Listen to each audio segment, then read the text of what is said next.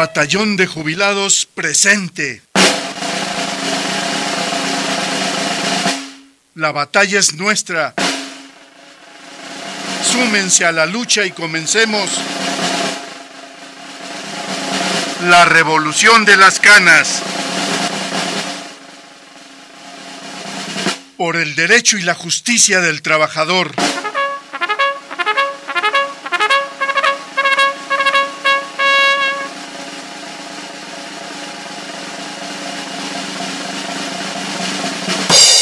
Bienvenidos, comenzamos.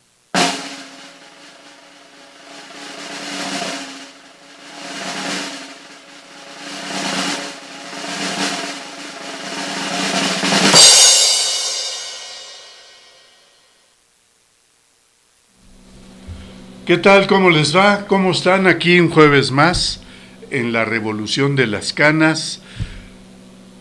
Héctor Pimentel, un placer. Ya lo he dicho y lo vuelvo a repetir una y mil veces, nunca me cansaré. Sin Héctor Pimentel no hay revolución, ni hay canas, ni hay nada, no hay Radio ESME, no hay nada ya dije. Oigan, hoy la cabina está de lujo porque tengo aquí a mi izquierda al amigo Juan Carlos Flores Olvera, Flores López, perdón, me equivoqué con un compañero que es Flores Olvera, perdón.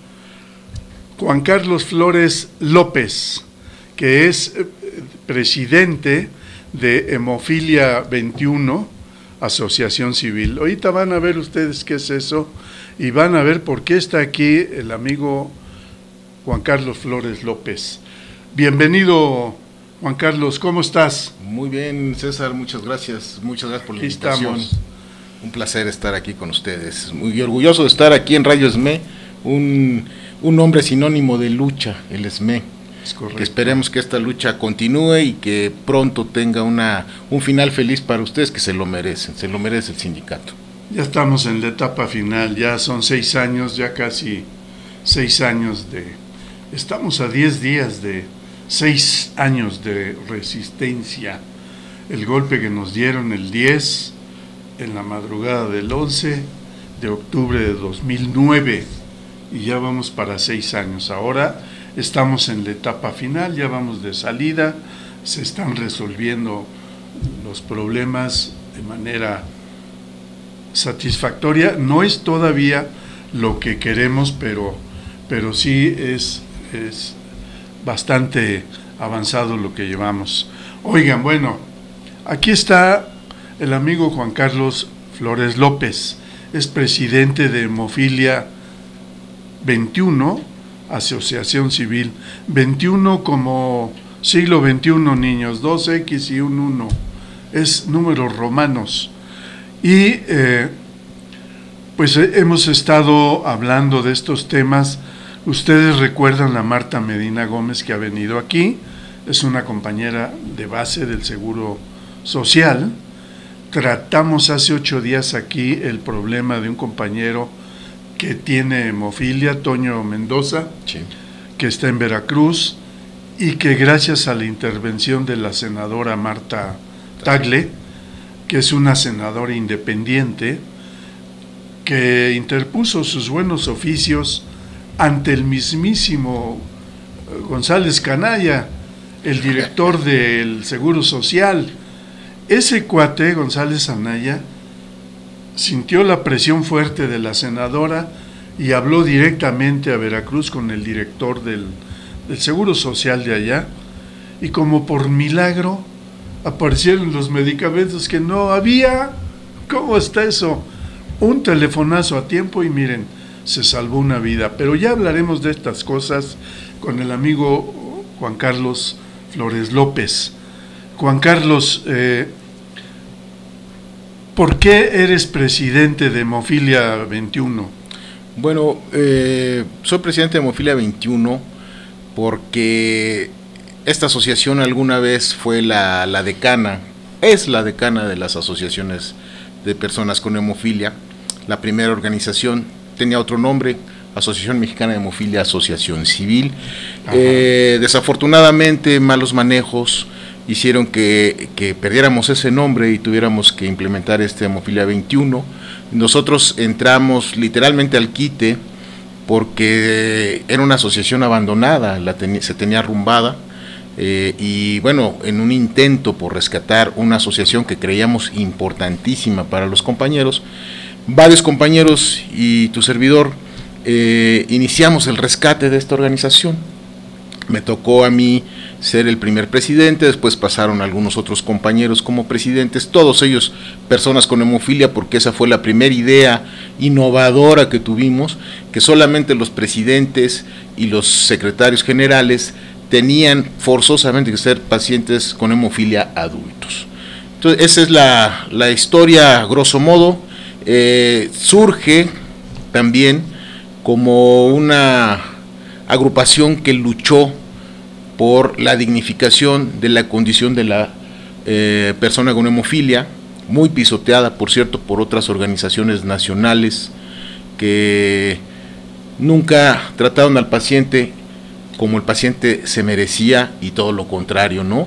Llegamos a tener casos de extremada violencia, inclusive por ahí alguna vez alguna presidente de una federación de hemofilia, que todavía existe la federación, mandó a sacar alrededor de 26 compañeros del Congreso Mundial de Hemofilia de 1994 con el grupo Zorros, y fue una situación bastante penosa ver a 26 compañeros en muletas, silla de ruedas, en bastones, salir rodeados con un grupo de choque peligroso, pues tan peligroso que al tiempo desapareció por el asunto de los muertitos en el Ajusco, atribuidos a ellos. Y bueno, pues la inquietud que nos dio ahí en ese momento nos hizo que volteáramos a la asociación que estaba aquí, está vigente, y retomáramos la misma. Nos independizamos de la federación, dejamos de ser una organización miembro de la federación y fuimos la primera organización de personas con hemofilia independiente. Ya habíamos sido la primera organización de personas con hemofilia, pasamos a ser la primera organización independiente de pacientes con hemofilia. O sea, es una historia de lucha, como muchas historias que lamentablemente tenemos que contar en este país injusto, casi siempre. Oye, ¿en el mundo hay otras asociaciones parecidas? Sí, hay muchísimas. Bueno, hay una Federación Mundial de Hemofilia que es fuertísima, maneja congresos faraónicos, nos llama la atención, porque la hemofilia es una enfermedad poco conocida, es una enfermedad rara. Para que tengan una idea, una persona entre cada 10,000, un varón entre cada 10,000 habitantes del mundo tiene hemofilia tipo A o por deficiencia de factor octavo, mientras que uno entre cada 40,000 habitantes del mundo tenemos hemofilia B o por deficiencia de factor noveno. Es una enfermedad auténticamente extraña y nos llama mucho la atención los congresos monumentales y faraónicos que se hacen alrededor del mundo a través de la Federación Mundial de Hemofilia. Se manejan muchos recursos y hay una organización muy interesante de llamar la atención realmente. Sí, hay muchas organizaciones, prácticamente hay una organización por país, países africanos, países asiáticos, obviamente prácticamente todos los países europeos y todos los países del continente americano tienen una representación nacional en la Federación Mundial de Hemofilia. Nosotros no somos una organización nacional miembro porque esa calidad la tiene precisamente esta federación que le gusta tratar muy bien a las personas con hemofilia en México, como suele ocurrir. Sí. Oye, bueno, podrías, ya más o menos Marta Medina Gómez nos explicó aquí, a partir del caso de Toño Mendoza, paciente hemofílico que está en Veracruz y a quien le mandamos un caluroso saludo y deseándole bienestar. Nos explicaba que hay lo que acabas tú de mencionar, el factor 8 para el tipo A de la hemofilia tipo A y el tipo B es factor 9. ¿Podrías decirnos qué es eso? Sí, bueno, si gustas empezamos con una explicación así a grandes rasgos de lo que es la hemofilia para que el público sepa de qué estamos hablando. Me parece muy bien. Bueno, la hemofilia es un trastorno de la coagulación por el cual la persona que la padece no coagula, no cicatriza adecuadamente. Esto por la falta de una proteína en la sangre. La sangre tiene 13 factores de la coagulación y a las personas con hemofilia concretamente les hace falta, si son hemofilia A, el factor octavo de la coagulación, y si somos hemofilia B, el factor noveno de la coagulación. Sin esta proteína no existe una coagulación adecuada. Hay varios mitos en torno a la hemofilia. Algunas personas dicen que sangramos más. No, realmente el ritmo del sangrado es igual al de cualquier persona. ¿Cuál es la diferencia? Y es una diferencia abismal, que mientras cualquier persona empieza a coagular adecuadamente después de un periodo de sangrado, la persona con hemofilia sigue sangrando, y sigue sangrando, y sigue sangrando, y sigue sangrando.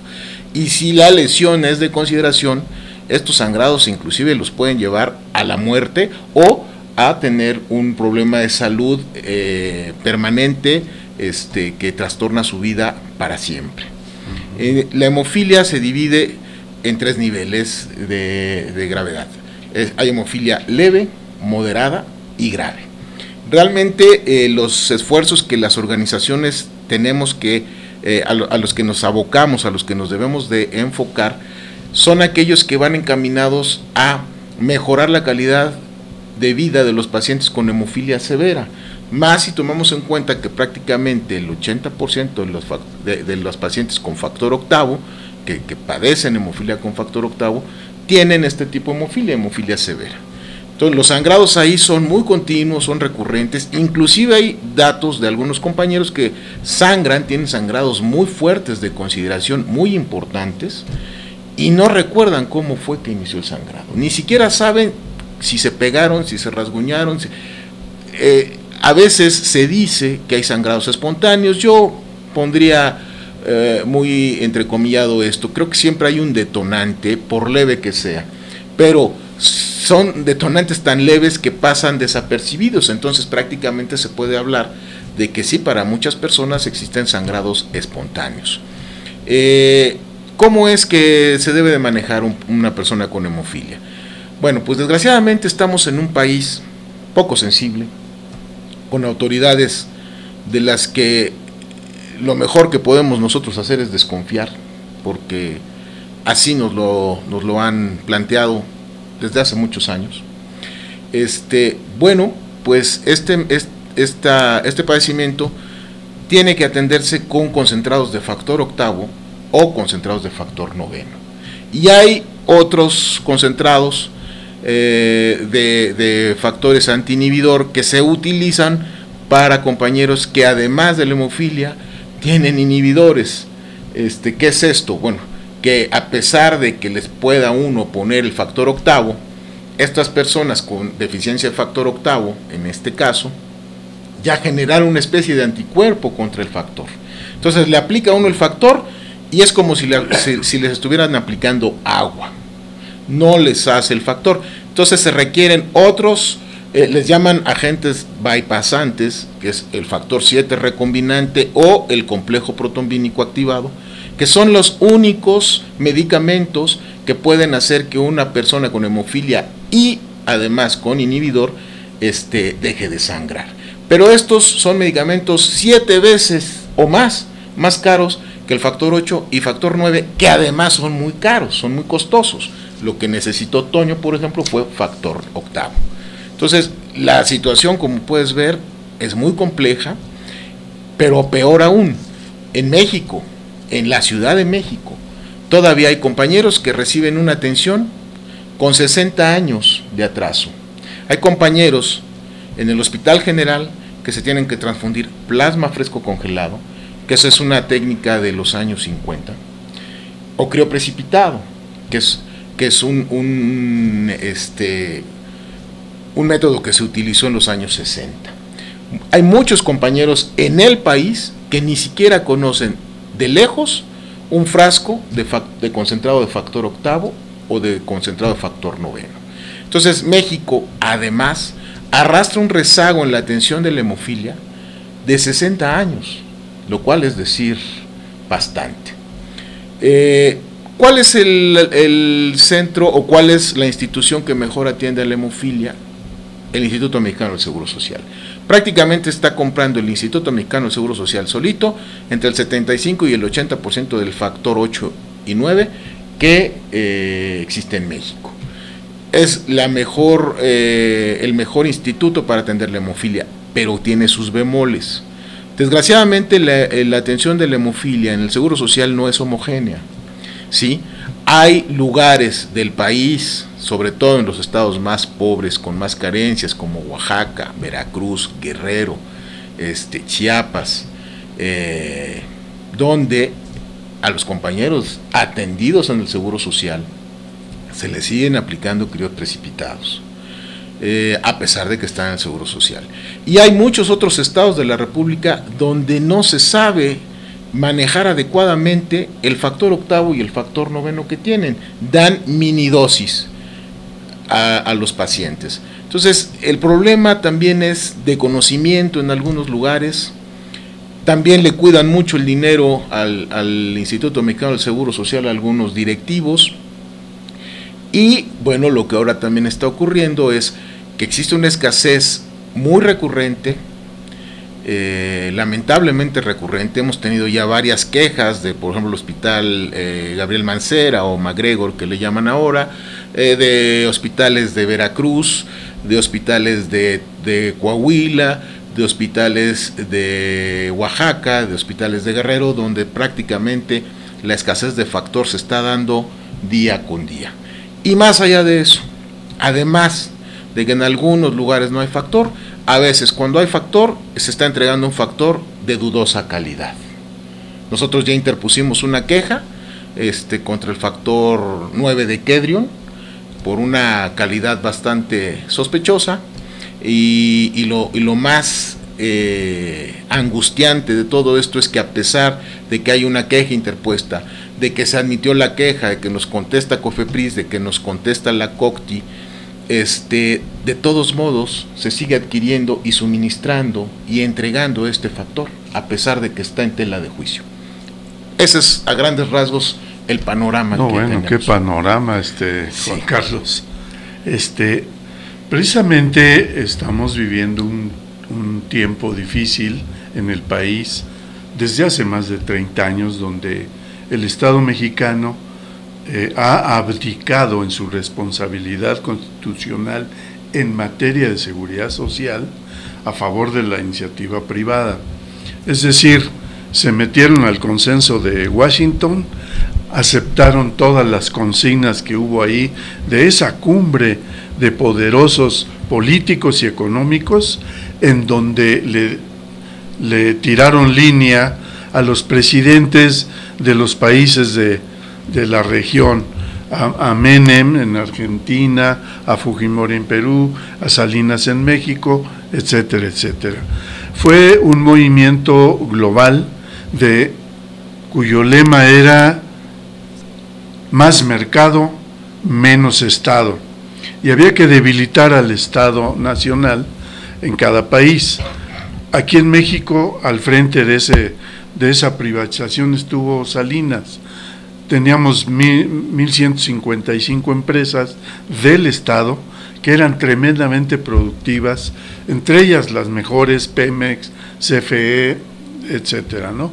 Entonces había ingresos para el Estado mexicano enormes, y pudieron surtir de medicamentos los mejores en el mejor sistema de salud de toda la América Latina, con el Seguro Social y luego con el ISSSTE. Bueno, todo eso se ha venido abajo porque está la idea de privatizar, más mercado, menos Estado, y eso está creando muchos problemas en el abasto de medicamentos. Hemos dicho aquí que la privatización de la salud está dándose todos los días, se está llevando a cabo todos los días en los hechos. están haciendo todo un movimiento para poderla legalizar, la privatización. Ahorita el esquema es el que han hecho en todo el mundo. Hace 8 días hablábamos de Inglaterra. Desde los 90s empezaron a privatizar la salud, empezaron con las asociaciones público-privadas para construir hospitales y luego se asociaron con aseguradoras, con hospitales, con laboratorios, etcétera. Y es el momento en que hoy, en 2015, están haciendo toda una campaña de privatización de facto. En los hechos la están haciendo y la niegan, ¿no? Aquí el problema con este tipo de enfermedades, de padecimientos, es que las primeras víctimas son precisamente las personas que necesitan este factor 8, factor 9, la hemodiálisis, las mastografías, etcétera, etcétera. Las personas que padecen enfermedades crónico-degenerativas, que requieren una atención especializada y que obviamente sale muy cara, están sufriendo porque la privatización precisamente descuida ese tipo de atenciones. La atención, los servicios del Seguro Social y del ISSSTE, del sector salud en general, han decaído porque hay recortes en el presupuesto, porque hay muchas trampas. Creo que hacen lo mismo en todo el mundo. Primero, descapitalizan a las instituciones públicas de la salud, las desmantelan, les quitan instalaciones, etcétera. Aquí le llaman subrogan, y esa manera muy sofisticada de descapitalizar al ISSSTE y a Salubridad y al Seguro Social consiste en que subrogan a favor de los privados, le pagan al privado una atención que deberían dar las instituciones públicas y sale carísimo, pero esa es parte de la estrategia. Te pago a ti, iniciativa privada, porque te estoy subrogando un servicio que yo debía darte, pero ya por diseño neoliberal, ¿no? Pues ya no puedo dar el servicio. Hay una decadencia de los servicios y esa subrogación descapitaliza al ISSSTE y al IMSS, ¿no? Y luego viene la segunda parte, campaña mediática para desacreditar a los médicos, a las enfermeras, a los hospitales públicos, etcétera, acusándolos de que no son eficientes. Viva la iniciativa privada. Ese problema se refleja de manera muy grave en las personas que padecen enfermedades crónico-degenerativas que requieren una atención especializada y que sale cara. ¿Qué está pasando? Pues que con esas políticas de negar los medicamentos como este factor 8, factor 9 y otros, resulta que están generando un agravamiento de los padecimientos. Entonces la gente fatalmente no resiste y se muere. Decíamos con Marta Medina Gómez que esta es la crónica de un genocidio anunciado. Están anunciando que cientos o quizá miles de pacientes así pueden morir por falta de atención, por estar comerciando con la salud, convertir la salud en una mercancía, enriquecer a los hospitales, a los laboratorios, a las aseguradoras, ¿no? A costa de descuidar la atención de estos compañeros.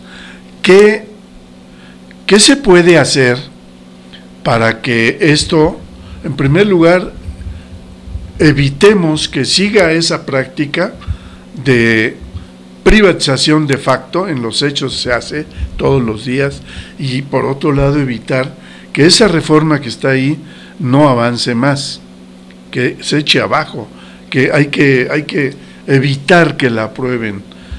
¿Qué opinión te merecen los legisladores, diputados y senadores que han estado aprobando? Ya llevan 11 reformas que le llaman estructurales, y que Fox, Salinas y Peña Nieto dicen reformas estructurales que el país necesita. Eso lo necesitan nada más los señores del dinero, no el pueblo. El pueblo no necesita esas reformas. Y ahora van por la reforma 12, que es la privatización de la salud. ¿Qué debemos o qué podemos hacer, Juan Carlos Flores, para frenar esto? La sociedad, tu asociación se está organizando en ese sentido para frenar esta privatización. Lamentablemente, y hay que decirlo, vivimos en un país donde la gente es bastante indolente. La gente a veces no cree que tiene un problema hasta que lo tiene encima y ya no hay vuelta atrás. Además de que estamos tratando con expertos en la mentira, en la calumnia. Este camino que tú bien señalas están siguiendo para privatizar la salud en términos generales en México, ya se lo saben, porque fue el mismo que utilizaron para privatizar, para sacar su contrarreforma en materia de energéticos, desacreditar Pemex, desmantelar Pemex, que era una empresa modelo en la década de los 80, en los 70, desmantelan Pemex, arman una campaña de desprestigio brutal, que el petróleo no es nuestro, miren nada más, nos sale más caro, y empiezan a vender el patrimonio del pueblo de México. Privatizan un patrimonio que no es de ellos y empiezan a obtener un lucro totalmente indebido, y yo creo que totalmente ilegal, de manera ilegal. Este mismo mecanismo lo utilizaron para desmantelar la extinta, esperemos que muy pronto vuelva, Compañía de Luz y Fuerza del Centro. Calumniar, difamar, desmantelar y por último desaparecer de la manera más ignominiosa, a través de que mientras el pueblo está descuidado, nosotros damos el albazo y desaparecemos la empresa.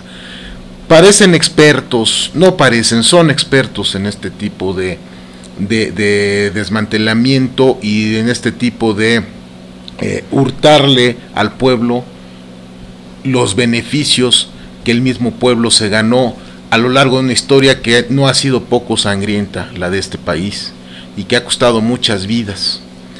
Y todo esto de un plumazo nos regresa a la época del porfiriato, al México conservador del siglo XIX. ¿Qué podemos hacer? Pues la organización es lo único que podemos hacer. Pero ¿qué pasa cuando un pueblo no quiere organizarse?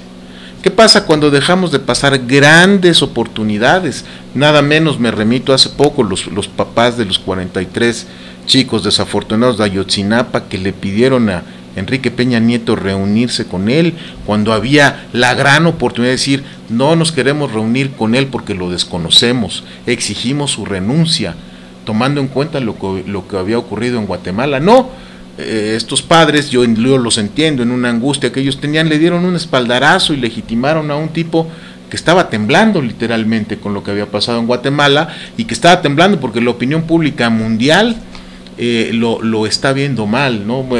Periódicos como el New York Times, el Washington Post, en Londres el Times y el Financial Times, todo el mundo acusándolo de impopular, de torpe, de un presidente que no está con el pueblo, y los papás de Ayotzinapa dándole el visto bueno. Parece que no tenemos remedio en México.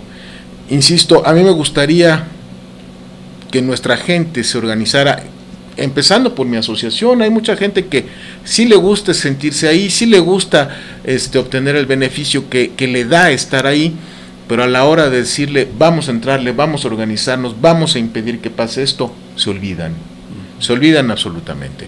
¿Cuál sería la solución? Pues yo creo que la única que tenemos, que es la desobediencia civil pacífica. No encuentro otra más que, y me parecería muy drástico y grave, aunque quizás sea la única solución a la que están orillando al pueblo, pues una revolución armada. No sería lo ideal, a veces traería unas consecuencias mucho más indeseables que el problema que se está tratando de remediar, pero yo creo que la organización del pueblo, la organización masiva del pueblo, es la única que puede sacar adelante este país. Pero a uno se le va el alma al piso cuando ve los resultados, por ejemplo, de las últimas elecciones, donde la gente, bien o mal, también le da el espaldarazo al sistema neoliberal, que en México es brutal, que ha sido brutal, que ha sido desgastante, que ha sido criminal, que ha sido asesino. Y uno no puede entender cómo la gente vuelva a votar mayoritariamente por el PRI, por el PAN y por el cínico e ilegal Partido Verde. Uno dice, pues ¿dónde está el país? ¿Dónde está el pueblo? ¿Qué hace que el pueblo haga esto? Yo mismo no lo sé. ¿Cuál es la solución? Pues hay una solución, sí. ¿Se puede hacer con lo que hay?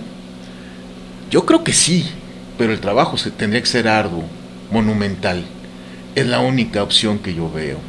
Si hay algo mejor, ojalá y que me lo puedas decir tú, porque yo no veo algo más. Sí, la lucha pacífica al final da resultado. El ESME, en el momento del golpe, en la madrugada del domingo 11 de octubre del 2009, todo estaba, mira, el sábado en la noche estábamos viendo el gol de Cuauhtémoc. Claro. Estábamos festejando, yo tenía reunión familiar con chelas. Así tenía que ser. ¿No? Y estábamos muy a gusto y nos hablan, nos dicen, oye, sintoniza el canal 40.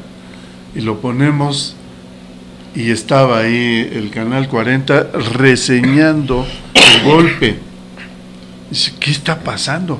No, pues luego nos comunicamos y en cuestión de horas estábamos todos aquí afuera el domingo en la madrugada, ¿no? Y se discutió eso.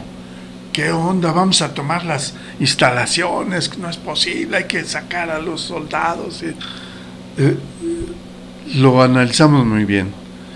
Calderón no puede dar un golpe de esa naturaleza si no lo ha cabildeado minuciosa y fríamente con los soldados, con la policía, con los medios de comunicación, con los empresarios, con el clero, con el Congreso de la Unión, con los ministros de la Comisión de la Suprema Corte. Fue un golpe muy calculado, muy meditado. Lo dieron justamente cuando estaba el fútbol. O sea, no fue casual, no fue una ocurrencia de alguien. A ver, ahorita denles un... No, está muy planeado. Claro. Y lo analizamos así. A ver, está tan planeado que es en su proyecto ellos contemplan que vayamos a ir a tomar las instalaciones. Es obvio que si vamos a eso, ellos están preparados para repeler. Claro. Pero no solamente reprimir, sino montar la campaña de calumnias, de difamación, de estos era un nido de narcos, son anarcos, son narcos y anarcos, y son, ya sabrás, ¿no? Lo peor del país, y la sociedad, como bien dices tú, está muy domesticada, la opinión pública está muy bien adormecida, pues se hubiera aplaudido que nos dieran el golpe y que nos acusaran de todo lo que te puedas imaginar. Optamos por la vía pacífica, optamos por la vía legal y ganamos en la vía legal, porque el segundo tribunal colegiado del primer circuito en materia de trabajo nos dio la razón, nos concedió el amparo de la justicia y dijo, tienen derecho a patrón sustituto, a pago de salarios caídos, a reinstalación. Eso en el terreno de la legalidad es todo un éxito, es un golpe al sistema, pero obviamente el sistema ya tenía pensado dar el siguiente golpe porque su objetivo era privatizar el sector energético, y sabiendo que el SME se opondría a esa privatización, dio el golpe y nos distrajo mucho tiempo para poder dar el golpe. Ahí está la reforma energética, ¿no? Es parte de una estrategia, de un proyecto privatizador de los señores del poder y del dinero, que la Suprema Corte echó abajo con un retruécano de técnica jurídica para no darnos la ley, el amparo de la ley, es otra cosa. Fue por consigna, fue porque ellos reciben un dineral, 4, 6, 5, 6 millones al año de sueldos y prestaciones. Pues ¿quién les da eso? Pues Hacienda, Videgaray, el señor presidente. Aunque es dinero del pueblo, de los contribuyentes, ellos lo usan como dinero de ellos. La caja chica, a ver, dales un sueldazo a los ministros. Al cabo nada más son 11. Sí, no salen hasta baratos, dales un sueldazo y van a hacer lo que les digamos. Eso hicieron. Entonces, la vía legal, la vía jurídica, se agotó ahí, porque ya que puedes hacer lo de la Suprema Corte es inapelable. Dentro de la vía jurídica optamos por la vía de la diplomacia, de la política, de la negociación, etcétera, y hemos impuesto un mecanismo de defensa tremendo a través de la mesa de negociación en la Secretaría de Gobernación. Es decir, la vía pacífica sí puede rendir frutos, pero a condición de que estés muy bien organizado. El SME lo está. ¿Qué hemos hecho? Bueno, pues la campaña de desprestigio ante los usuarios la revertimos aliándonos, asesorando, informando, concientizando a los usuarios de la energía, advirtiéndoles que lo que venía eran apagones, alza de la tarifa, etcétera. Y como el gobierno es torpe, todo eso empezó a pasar. Hubo apagones, la tarifa se elevó 600, 700%. El usuario dijo, tenía razón el SME. Y dejaron de creerle a las campañas mediáticas de Televisa y TV Azteca, Milenio, etcétera. ¿Qué hemos hecho? Una alianza con el usuario. Acá los compañeros del MONDES, ese movimiento nacional en defensa de la seguridad social, está haciendo algo parecido con, sería MONDES-DH, porque es derechohabiente. Aparte de los trabajadores de base del sector salud, que incluye IMSS, ISSSTE, salubridad, etcétera, están concientizando al derechohabiente. Si logramos esa alianza con el derechohabiente, oye, hay 58 millones de derechohabientes nada más en el Seguro Social, más 12 millones de IMSS Oportunidades o de IMSS Prospera, como le quieras llamar, son 70 millones de derechohabientes. De esos 70 millones, debe haber millones que se puedan aliar con nosotros, que salgan a defender lo que es suyo. El sector salud, el sector público de la salud es del pueblo y el pueblo debe ayudarnos a defender que no se privatice. Es decir, yo sí recomiendo la vía pacífica, la vía legal, la vía política, pero en base a la organización, en base a lo que estamos haciendo, hablar con los trabajadores de base de todas las instituciones públicas de la salud, y ya va aprendiendo el MONDES, el Movimiento Nacional en Defensa de la Seguridad Social, -DH. Entonces, claro que hace falta mucha comunicación, mucha información con el derechohabiente. Lo hacen las enfermeras, los médicos, en sus centros de trabajo, en las clínicas, en los consultorios, y están entregando volantes, están entregando información para que el usuario, el pueblo usuario, entienda que quien quiere privatizar y quitarle los derechos que tiene el pueblo no son los médicos ni las enfermeras, son los directivos, es el gobierno, son las transnacionales, etcétera. Hay que generar una conciencia enorme, es un trabajo enorme, pero sí se puede, hay que saber comunicar. Yo veo que tú, Juan Carlos Flores, tienes por ahí un papel que veo que le das, lo vas a gastar de tanto sobarlo, y es un documento que me parece que vale la pena darlo a conocer. Debe ser parte de la información para generar conciencia. Entonces te voy a pedir, mi estimado Juan Carlos, que después de una pausa que vamos a hacer con el amigo Héctor Pimentel, al regreso podamos darle lectura a este documento para que ahí hay elementos para que la gente se concientice, y hay que difundirlo, hay que divulgarlo. Entonces le pido a mi amigo Héctor Pimentel que por el amor de Dios nos dé una pequeña pausa musical, por favor. Toda una vida de servicio laboral provoca el júbilo de quien recibe el galardón de una vida digna y detona la revolución de las canas. Jueves de 5 a 7 de la tarde, no te lo pierdas en Radio SME.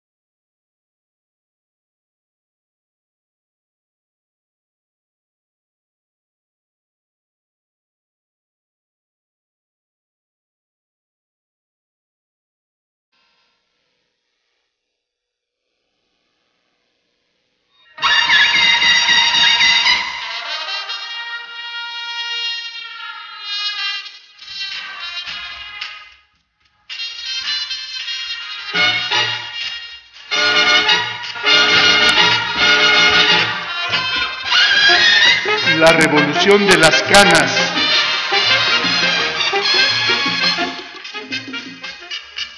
Un programa que aborda los tópicos de los jubilados, que informa sobre sus derechos adquiridos, que defiende su espacio vital dentro de la sociedad.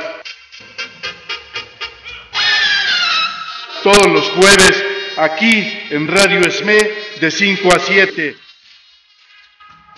La revolución de las canas. La revolución de las canas. La revolución de las canas.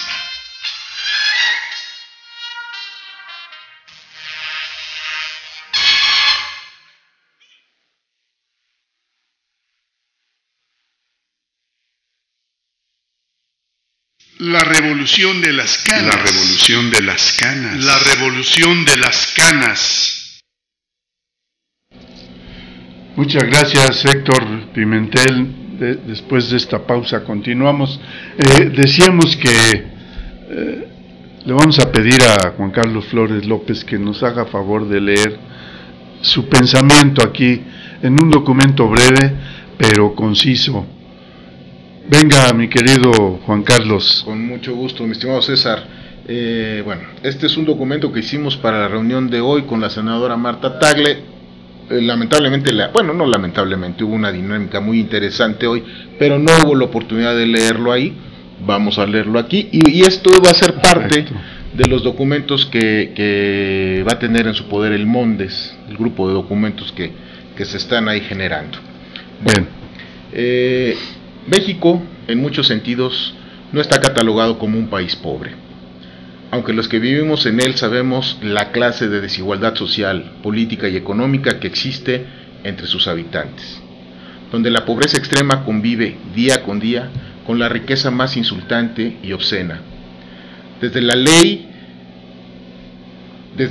es un artículo de lujo que se cobra muy caro, y solo cuentan con total impunidad aquellos que tienen los recursos suficientes para comprar a los impartidores de injusticia, donde la democracia no ha dejado de ser una promesa constantemente incumplida y la educación es un tema pendiente, por así convenir a los que detentan el poder. De igual modo, la salud es también un tema pendiente, y cuando hablamos de hemofilia, damos un viaje al pasado de más de 50 años. En los esquemas de manejo y atención, pues la indiferencia, la discriminación, la pésima atención y manejo de los pacientes y el trato indigno que se les sigue dando a las personas con hemofilia en México, sobre todo si estas son adultas, es una constante que duele y que lastima. Las autoridades deberían ya, de una vez y por todas, darnos un manejo adecuado y adquirir los medicamentos necesarios para nuestra atención. Tener al personal de la salud capacitado y desvincular a todas aquellas autoridades que han lucrado con nosotros e ignorado nuestra problemática.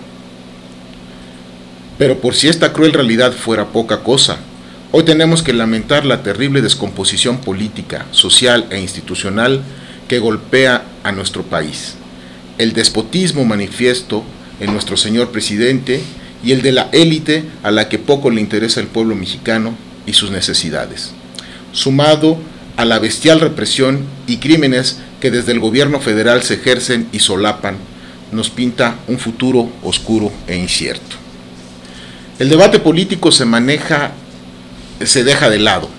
La democracia resquebrajada ha generado que se mayoriteen ignominiosamente las decisiones más trascendentales y se desoigan las opiniones que advierten que el camino por el que transitamos no es el indicado. Como organización, siempre hemos respetado las ideologías de todos y no tenían cabida en nuestros espacios el proselitismo en favor o en contra de ningún partido político. Pero hoy, y debido a los acontecimientos que están por afectarnos aún más de lo mucho que ya estábamos, lamentamos la irresponsabilidad y tibia decisión de muchos mexicanos que insistieron en respaldar la política neoliberal del actual sistema, votando particularmente por el PRI, el PAN y el impune Partido Verde, sin medir las fatales consecuencias de estas decisiones. Al parecer, pronto quedarán fuera de la cobertura de salud las enfermedades más graves y costosas, y solo se atenderán enfermedades básicas, Era de esperarse que, con una visión tan limitada que solo entiende de números y ahorros, a menos claro que sea la parte de nuestro dinero que se roban, embolsan o convierten en palacetes, casas blancas, aviones o autos de lujos, las modificaciones en materia de salud fueran a respetar el artículo 4 constitucional. Calificar de perversas a las modificaciones que en materia de salud se están dando es más que justo, ya que no se puede lucrar con una necesidad tan básica. Es sabido que la industria farmacéutica mundial lucra con la salud de todos los habitantes del planeta, ensañándose particularmente con aquellos de menores recursos. Es la naturaleza de esta industria. Pero no se puede esperar lo mismo de los gobiernos supuestamente democráticos, que en teoría representan los intereses del pueblo.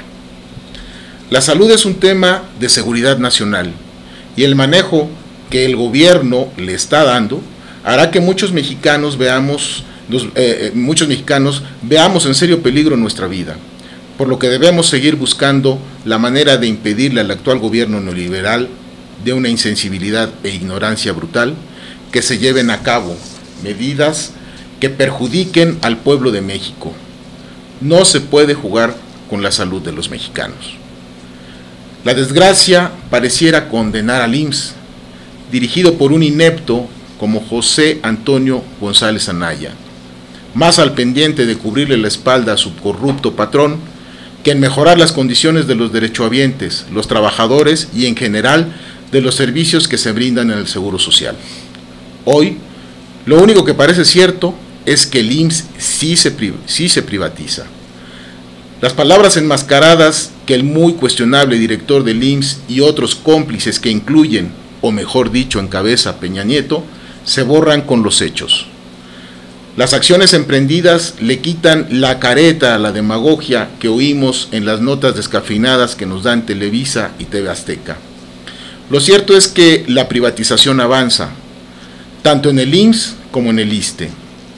Y lo peor es que, como siempre, será en beneficio de aquellos empresarios corruptos allegados a nuestros corruptos y traicioneros gobernantes, quienes ya están dando contratos a empresas que nada saben en materia hospitalaria ni en materia de salud. Al igual que con la contrarreforma educativa y la contrarreforma en materia de energéticos, las modificaciones en materia de salud parten de una contrarreforma laboral que conculca los derechos contractuales de los trabajadores y a partir de aquí surgirán la mal llamada universalización de los servicios de salud promovida por la nefasta Funsalud que conocemos todos. Por lo pronto tenemos que seguir sufriendo los abusos y malos tratos de una artificial descomposición del sistema de salud. Es nuestro deber defender las prerrogativas ganadas por el pueblo de México, hacer efectivo el artículo 39 constitucional y rescatar nuestra nación, no para un puñado de oligarcas siniestros y apátridas, sino para la gran mayoría del pueblo de México. No estamos dispuestos a una imposición más. Que se sepa que, como pueblo, México, y no la traidora élite a la que pertenece el señor presidente y cuyos intereses cobardemente defiende a sangre y fuego, México tiene mucho que decir. Nos espera mucho trabajo y de alto riesgo, pues todo aquel que critica, se opone o cuestiona al señor presidente se expone a ser brutalmente reprimido, desaparecido o asesinado por nuestro valiente ejército mexicano o las policías asesinas tan fieles a la plutocracia dueña de este país.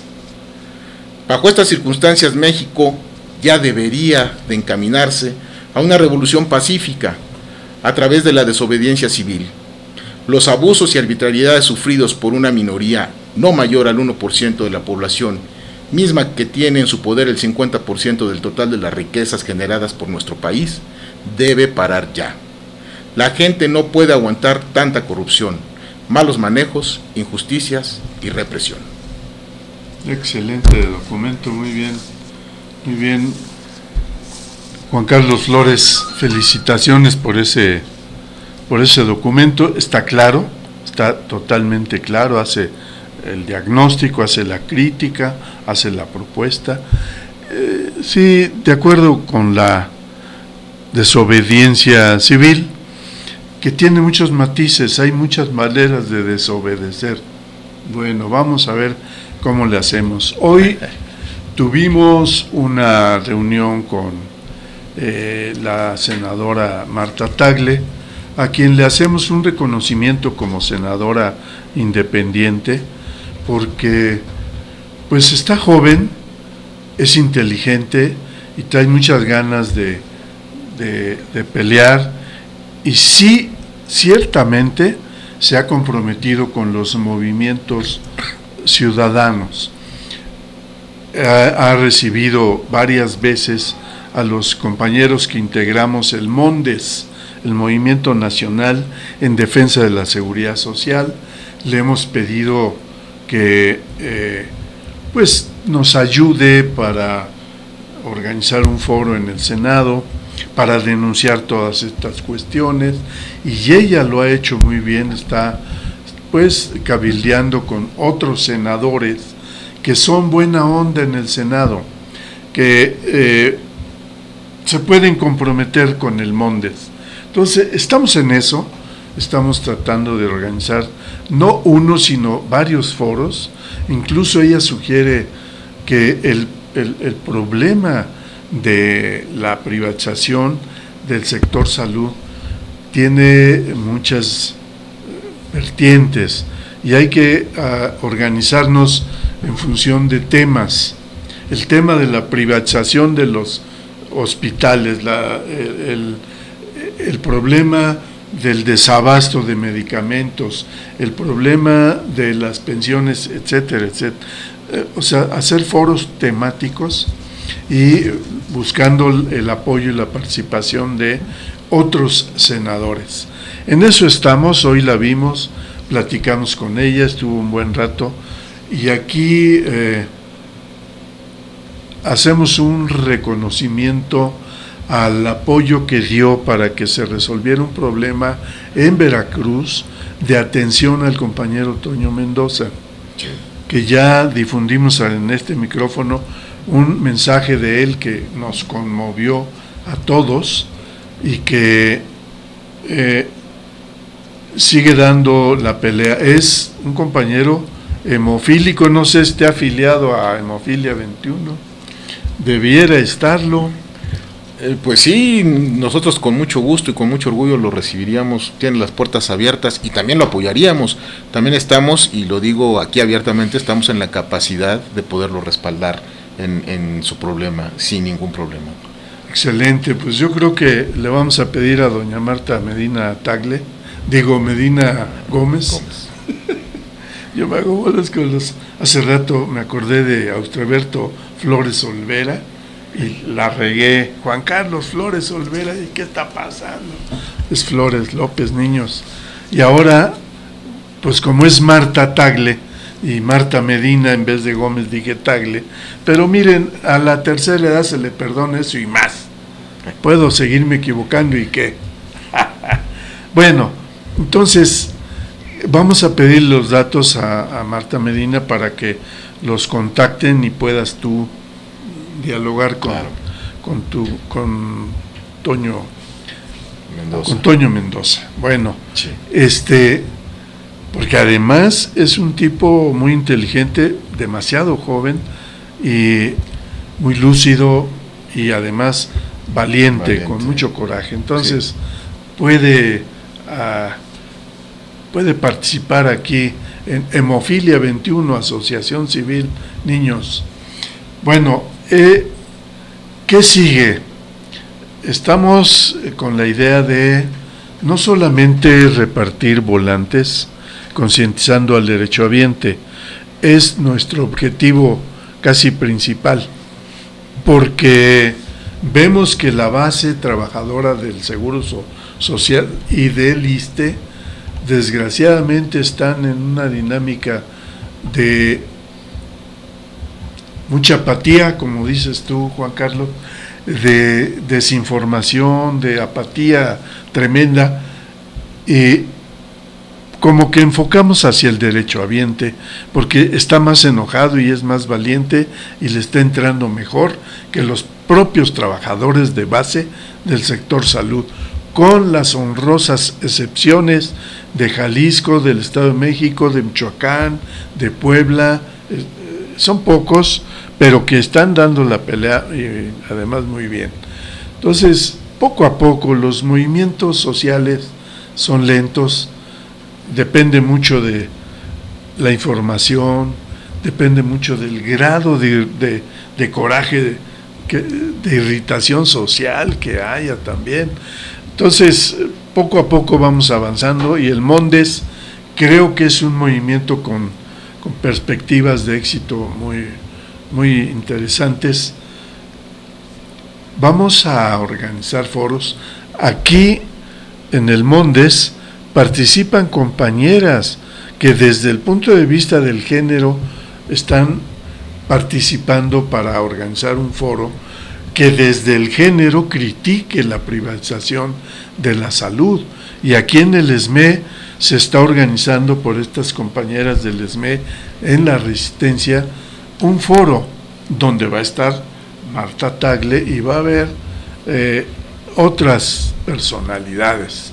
Pronto se anunciará ese foro en el ESME desde la perspectiva de género, para que vean cómo afecta, pues no solo al derechohabiente en general, sino en particular a la mujer.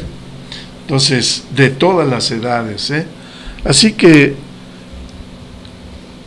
recomendamos la desobediencia civil, la lucha pacífica, la vía legal, pero también la vía política, y todos los caminos llevan a Roma.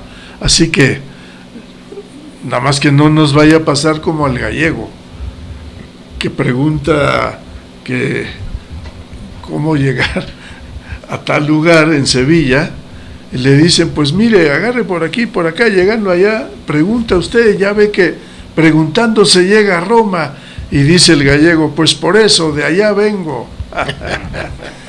A veces se pierde uno, pero no hay que perderse, hay que seguir luchando, hay que seguir dando la pelea, no bajar la guardia.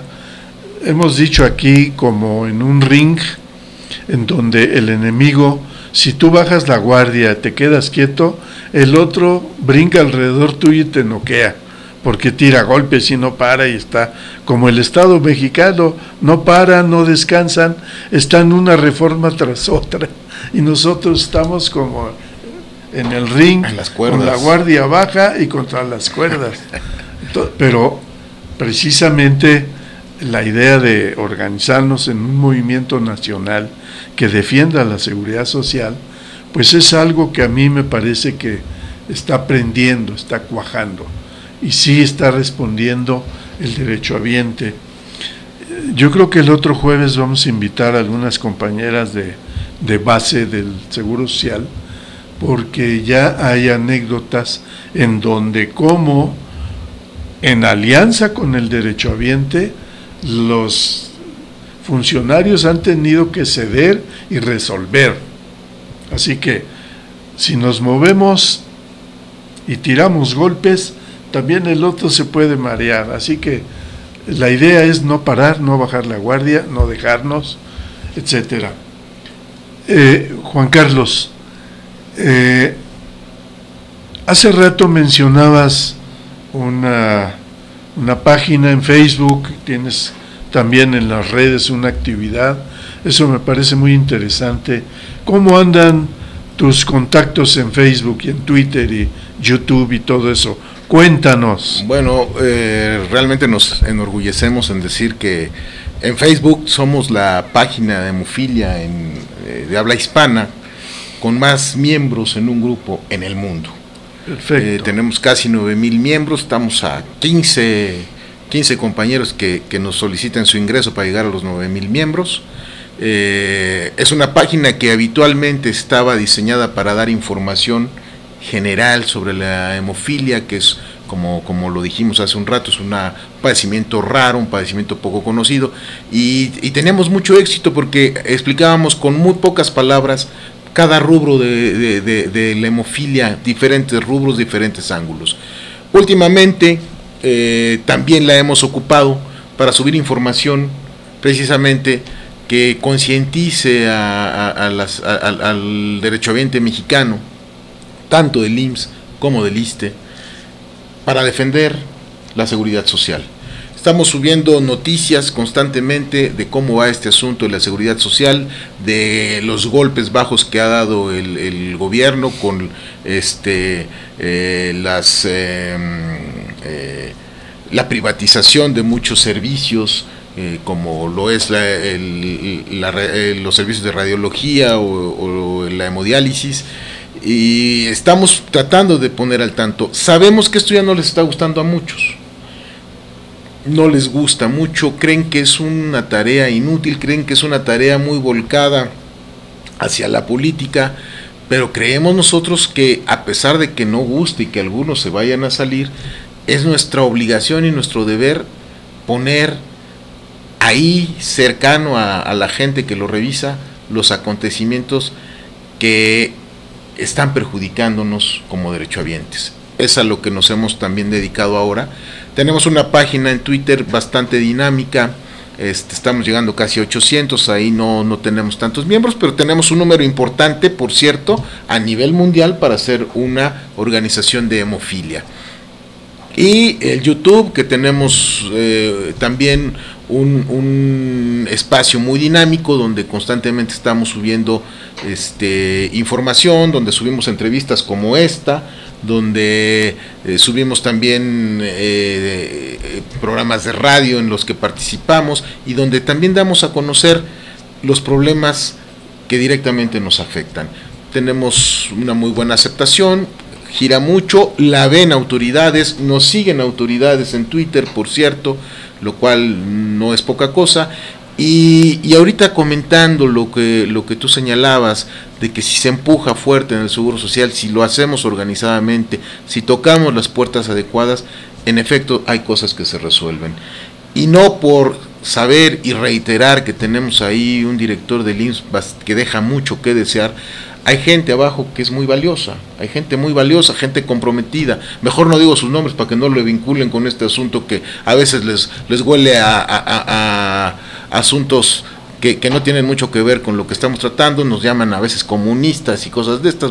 Vamos a dejar el nombre de lado, pero hay mucha gente que nos ha respaldado, mucha gente que, por ejemplo, este caso de Toño, que hemos tenido muchos casos como el de Toño con compañeros, realmente, y lo digo y lo puedo decir abiertamente, llamamos por teléfono, además nos han facilitado sus teléfonos celulares a cualquier hora, decimos el problemas muy semejantes al que tuvo Toño, y en ese momento aparece el factor, en ese momento o al día siguiente.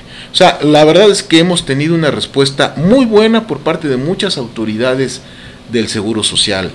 Lamentablemente pues no depende de ellos. Yo estoy cierto que si dependiera de ellos y de muchos funcionarios públicos decentes, que sin duda los hay en México, pues otro gallo nos cantaría. El problema es que estamos en manos, ni siquiera del señor presidente, estamos en manos de una oligarquía que no tiene llenadera y no hay cómo saciarla, y quieren acaparar todo lo que este país produce y todo lo que este país detenta. Pues quieren arrebatar todo.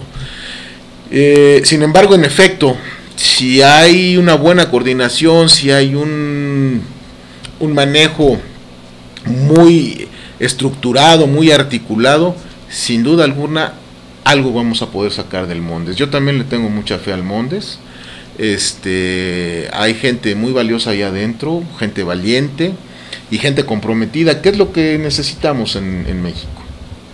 Muy bien. Bueno, pues, oye, Juan Carlos, hay un problema en donde ya salió en el diario oficial de la Federación una iniciativa de la Mercedes Juan, en donde habla de los lineamientos para la compensación económica.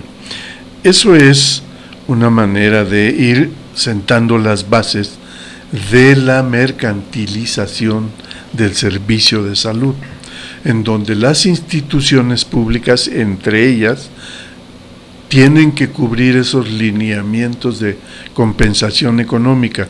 Es decir, ya está ahí la idea de tú me prestas un servicio, pero hay un lineamiento para que se te compense económicamente.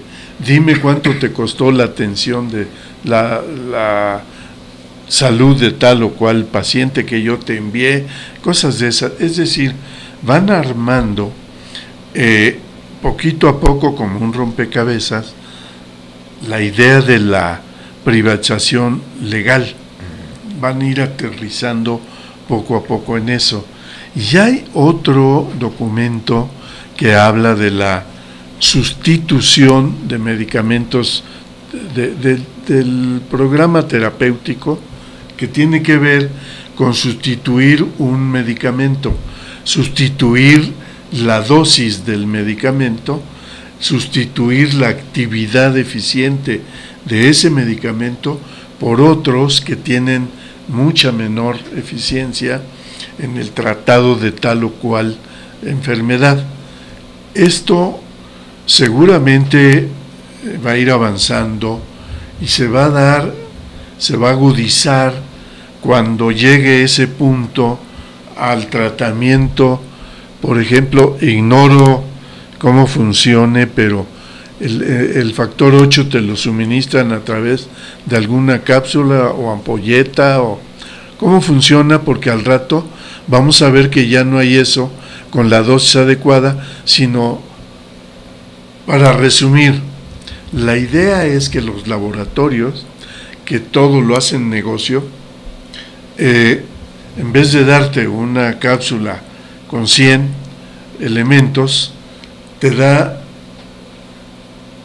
4 o 5 con la dosis disminuida, para que en vez de una tengas que comprar 5. Ya hago negocio, pero la eficiencia del medicamento es muy, muy baja, y con el tiempo las instituciones públicas van gastando mucho más dinero y van deteriorando la salud, que al final, para atender esa deficiencia del medicamento, gasta más a la larga en hospitalización, en incapacidades, etcétera. Entonces, esto, ¿cómo podría operar en la hemofilia? ¿La ampolleta se puede suministrar de otro modo? Sí, bueno, de hecho, si esto está pensando Mercedes Juan, pues le ganamos en hemofilia, porque desgraciadamente esto está pasando en hemofilia hace muchos años. Si no estamos hablando de la calidad del producto, porque hasta eso en México habíamos tenido hasta hace no muchos años productos de calidad bastante adecuada, sí, en cuanto a aquello de pudiendo suministrar una cantidad en un solo frasco de liofilizado, porque son frascos liofilizados que llevan una ampolleta con agua, se reconstituye el producto y entonces ya se puede aplicar. Si el Estado mexicano tiene por norma comprar dosis mínimas de factor 8 de la coagulación, sobre todo 8 de la coagulación y 9. Y digo sobre todo 8 porque hasta hace no muchos años, solamente en México el gobierno, el gobierno podía comprar o compraba forzosamente presentaciones de factor octavo de 250 unidades. Recientemente, no hace mucho, se amplió en el cuadro básico la presentación de 500 unidades. Esto no deja de ser ridículo para un paciente adulto que se pone entre 1.500, 2.000 y hasta 3.000 unidades. Entonces, imagínate cuántos frasquitos de 250, porque esos son los frascos que siguen dando en el Seguro Social a los compañeros de factor 8 como Toño, y lo puedes platicar con Toño, si no, inclusive muchos compañeros ni siquiera saben que hay otras presentaciones, creen que esa es la única presentación. No, hay presentaciones exactamente iguales, de frasquitos exactamente idénticos a los de 250 unidades, nada más que ese frasquito solito trae 2.000 unidades y se diluye en 5 mililitros de agua y se puede aplicar en una sola dosis. En cambio, con los medicamentos que nos da el Seguro Social, tal cual lo describiste ahorita, tenemos que, para ponernos 2.500 unidades, pues tenemos que tener 10 frascos de 250 unidades, que tenemos que diluir cada frasco en 5 mililitros de agua, agarrar 20.000 jeringas y hacer cambios de jeringa, además contraviniendo una norma de seguridad en la transfusión, la norma 022, la norma oficial 022, contraviniendo esa norma, y uno tiene que cambiarse n cantidad de veces la jeringa para aplicarse una sola dosis. Ahora, ¿cuál era la diferencia? Que había calidad en el producto, sí. La presentación era absurda, en efecto, en lugar de dar un frasco de 2.000, daban 8 frascos de 250. Y en factor 9, en lugar de dar un frasco de 2.000, daban 4 frascos de 500, o dan 4 frascos de 500. Hasta hace poco ese era el problema, pero ahora el problema también es que nos están dando medicamentos con baja calidad, como el Kedrifix de Kedrion, un laboratorio italiano que da medicamentos que se diluyen en 10 mililitros de agua, que es una cantidad brutal, que hay que ocupar hasta 4 jeringas de 10 mililitros para aplicar una sola dosis, pero que además el medicamento tiene mala calidad. Ahorita te voy a enseñar una foto, no la puedo mostrar ahorita aquí a todos porque la traigo en el celular, para que tú veas la baja calidad que tiene el producto, que es notoria. Entonces, pues Mercedes Juan no está inventando el hilo negro. Eso ya, en materia de hemofilia, ¿a mí qué me espanta de todo esto? ¿Qué es lo que me espanta? En hemofilia hemos estado muy mal tratados, muy mal atendidos. Prácticamente nos conocemos al dedillo lo que es una muy mala atención que el gobierno nos presta, o los servicios de salud nos prestan. No me refiero a los médicos, porque la calidad del personal de salud es óptima, quiero decirlo, Me refiero al manejo que se nos da con los suministros que les dan a estos médicos para atendernos.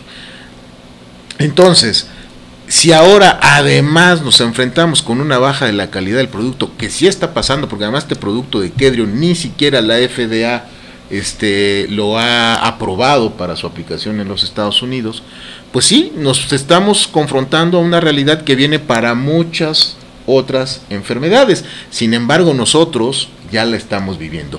Yo te pregunto, imagínate, nosotros hemos vivido por toda la vida una atención deficiente, con medicamentos como me estás describiendo. Ahora que vienen las cosas peores, a nosotros que ya nos estaban aplicando una mala atención, ¿qué va a pasar? O sea, nos van a arrinconar ahí en el basurero, ¿no? ¿Qué va a pasar? Nosotros ya no sabemos los malos manejos que puede hacer una institución de salud en contra de una agrupación de pacientes, o de un grupo de pacientes con cierta patología. No sabemos eso. Bueno, ¿qué va a pasar ahora que las cosas se ponen peor? A nosotros ya nos atendían muy mal. ¿Qué va a pasar cuando esto se ponga peor? Eso es el miedo que yo le tengo a esta próxima reforma. Lo que dijo Mercedes Juan ya lo vivimos nosotros. ¿Qué peores cosas nos van a tocar a nosotros, que ya vivíamos esas peores cosas que vienen para todos? Eso es lo delicado. Sí, hay una tendencia a privatizar de manera brutal, cínica, descarada. Se ponen de acuerdo con los laboratorios, con las aseguradoras, con los hospitales, etcétera. Pero ya hay un punto de corrupción muy tremendo. No sé si tú en la mañana mencionaste lo de Guatemala, sí, mencionamos lo de PISA, esto, sí. Una empresa que contrata el Seguro Social, cuando es una empresa que está defraudando en Guatemala, está demandada por corrupción, porque cobra un montón, no presta el servicio para hemodiálisis, etcétera, y el seguro ya lo contrató. ¿Y cómo es posible que contrates a una empresa que está demandada? Eso no es raro. Eso no es raro, ¿por qué? Porque ya ha habido problemas en México con la gente de hemodiálisis, que antes estaba muy bien organizada, nosotros teníamos vínculos con ellos. Por cierto, el presidente, recuerdo, vivía en Monterrey, fuimos a visitarlo a Monterrey. El presidente de la FRENAP, me recuerdo eran las siglas, ya vivían un problema así de serio, ellos se manifestaban de manera muy activa, muy determinante, porque les estaban cambiando las bolsas de una marca, de un laboratorio que empieza con B y lleva una X en medio. Por cierto, no nos llevamos muy bien con ese laboratorio, pero tiene buena calidad en sus productos. Y PISA, ¿sí? Hubo un enfrentamiento brutal. Ganaron los pacientes y regresaron las bolsas de Baxter, ese laboratorio. No, bastante siniestro, pero eran buenas bolsas. Y quitaron las de PISA. Entonces, ¿qué le pasa a Peña Nieto? Es lo que yo me digo. Vuelve a caer en errores que se habían subsanado. Ya había habido problemas con esa marca en México. No eran bien aceptadas por los pacientes organizados con problemas renales. Ganaron, quitaron la marca PISA y regresó Baxter. Habían ganado los pacientes. Y ahora les devuelven a los pacientes una cachetada mayor, porque además de devolverles PISA, les devuelven con un antecedente absolutamente grave que aconteció en Guatemala. Entonces, ¿qué es lo que está pasando? Pues que al gobierno le importa un cacahuate la vida de los seres humanos que no pertenezcan a la plutocracia nacional. Eso es lo que está pasando, nada más. Quieren acabar con la pobreza, en efecto, y lo están haciendo, pero su mecanismo, su estrategia pareciera ser: vamos a acabar a la pobreza matando a los pobres. Esa parece ser su lema, y lo están llevando a efecto y de manera perfecta. Ese es el problema. Sí, fíjate que me dio risa que allá en la ONU habla contra el populismo de izquierda y el de derecha. Bueno, no se mordió la lengua. Es populista este hombre, es demagogo, es un demagogo. No, es tremendo eso, porque justamente aquí, si algo tiene el gobierno de Peña Nieto, es el populismo de derecha. O sea, ¿cómo mantener un electorado? Regalando eso que acabas de mencionar, pues fabricando pobres. ¿Qué hacen los pobres? Pues les das un costal de cemento, de arena, les das una televisión plana y votan por ti. Eso es populismo, sí, de derecha. Bueno, pero así están adiestrados. La idea es que hablen así. Eso es parte de una estrategia que confunde, que desorienta. La gente que oye eso dice, sí, cierto. Y luego piensan, sí, Andrés Manuel es un populista de izquierda, ¿no? Sí, de inmediato. No, ellos aprendieron muy bien la lección que les dejó Molière, nada más Molière lo hizo muy simpático y muy divertido con el Tartufo, pero ya cuando el Tartufo pasa a la realidad cotidiana, ya no nos parece tan simpático. Sí, entonces nosotros estamos gobernados por tartufos, simuladores, gatopardistas. Eso es, el gatopardismo es algo genial en México, se da todos los días desde hace más de 80 años. Y bueno,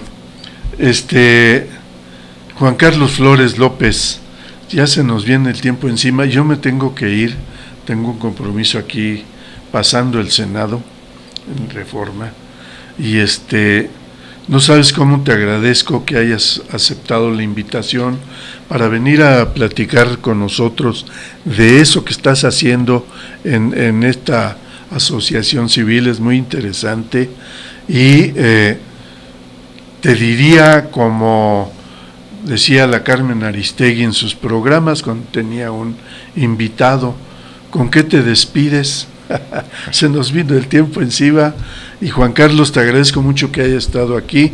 ¿Con qué te despides? Bueno, ¿qué mensaje das? Primero me disculpo por la lectura, porque no traje mis lentes y yo ya uso lentes. Desgraciadamente yo ya estoy aquí en el club de las canas y de los lentes. Estás bien en la revolución de las canas. Lamentablemente no traje los lentes y ya necesito leíste leer. Muy bien, ¿no? Leer con lentes. Se entendió claro. Primeramente. Y después, bueno, pues tratar de decirle a la gente que nos ve y que nos oye, yo esperaría que fueran cada vez más, que sean muchos.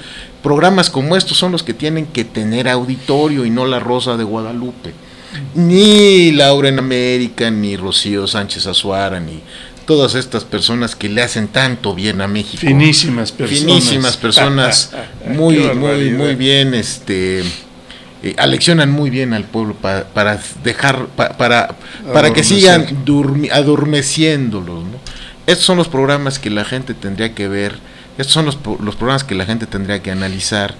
¿Con qué me despido? Bueno, pues diciéndole a la gente que nos organicemos, que todos nos unamos verdaderamente para tratar de sacar a este país adelante.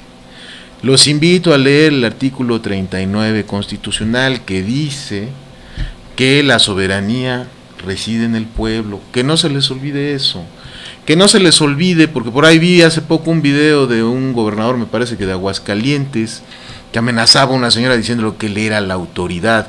Se les olvida que ellos no son eso, son nuestros empleados, que viven de los impuestos, porque yo también pago impuestos, porque tú también pagas impuestos, porque todos pagamos impuestos de una o de otra manera, viven de nuestros impuestos.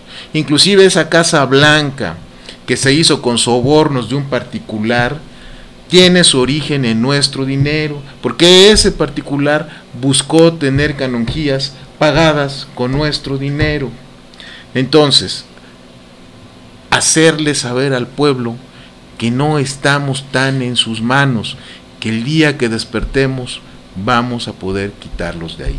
Pero tenemos que despertar todos, o la gran mayoría, porque México tiene una lamentable historia de traidores. Hay muchos traidores en este país. Hay muchos traidores y muchos de ellos todavía los premian poniéndoles nombres a delegaciones, a calles y avenidas. Pero hay muchos hay muchos de estos traidores que son la gente de a pie que día con día está vendida gratuitamente a un sistema que lo está poniendo de rodillas a él y a su familia también. Quisiera que cada mexicano se pusiera a meditar esto, que por favor despertemos. Esa sería mi conclusión, que despertemos, que hagamos algo para salir adelante por nosotros mismos, porque está visto que si no somos nosotros, nadie más lo va a hacer. Que se pongan ese chip en la cabeza. Nosotros somos los que vamos a diseñar nuestro futuro. Sería todo. Es correcto. Y te agradezco mucho la invitación. No, hombre, este teléfono, este micrófono, esta cabina está abierta para cuando quieras venir a fluir aquí, mi querido Juan Carlos Flores López, presidente de Hemofilia 21, Asociación Civil. Está abierto el espacio para cuando gustes, con mucho gusto, mi querido Juan Carlos Flores López. Y oigan, siempre terminamos este programa saludando a mis amigos Gustavo Bertis Zamorano y tu hijo Gustavo, que están en la Resistencia, en el ESME, a Armando Ortiz Beas, a su hijo Berli, Margarita, no se diga, mis amigos del archivo, ahí íbamos hace rato rumbo a Versalles, ahí está Raúl Aguilar, su hijo Armando Aguilar, Yossi y el bebé de la Resistencia, que es el hijo de Armando y de Yossi, Armando Sebastián, que ya en las marchas tiene año y medio, pero ya va con el puño, es el puño del bebé, es el puño del ESME. Y entonces le damos un saludo a Rosy, a las González, a Lupita y a Rosy, a sus respectivos parientes. Rosy, un saludo a don Jesús, Lupita, un saludo a su hermana María Elena, a los camaradas, a Tulio, que en la mañana nos atendió muy de madrugada, porque hoy madrugamos antes de las 6, y ahí estaba ya abriéndonos las puertas, a Santiago, a Fortunato, al Vale, al Vigos, etcétera. Un saludo a toda la banda, a Carla, luego se me olvida, Carlita Garnica, a Ángeles, Esteban Ortega, etcétera. Un saludo a toda la banda. Y bueno, hablando de banda, fíjense que estaba ahora en su informe Peña Nieto, ya ven que ahora ya cambió todo. no entregan, no dan su informe ante la nación, entregan el tabicote ahí en el Congreso de la Unión y ya no dan la cara. Pero luego hacen su fiestecita particular, ¿verdad?, para informar a los cuates. Entonces, ahora Peña Nieto, en su informe de este 1 de septiembre pasado, dicen que estaba rindiendo su informe y no traía la banda presidencial, ¿no? Entonces Osorio Chong se le acerca, le dice, señor, la banda, y se le acerca por acá Videgaray, señor, la banda. Ya enojado Peña Nieto dice, ¿cuál banda si estamos todos? Héctor Pimentel, muchas gracias.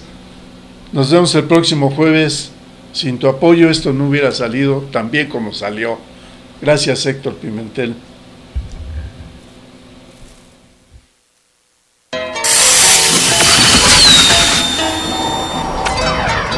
Por el día de hoy guardaremos las cananas, los cañones, las carabinas 30-30. Hasta la próxima semana, cuando volvamos a quemar la pólvora en la revolución de las canas.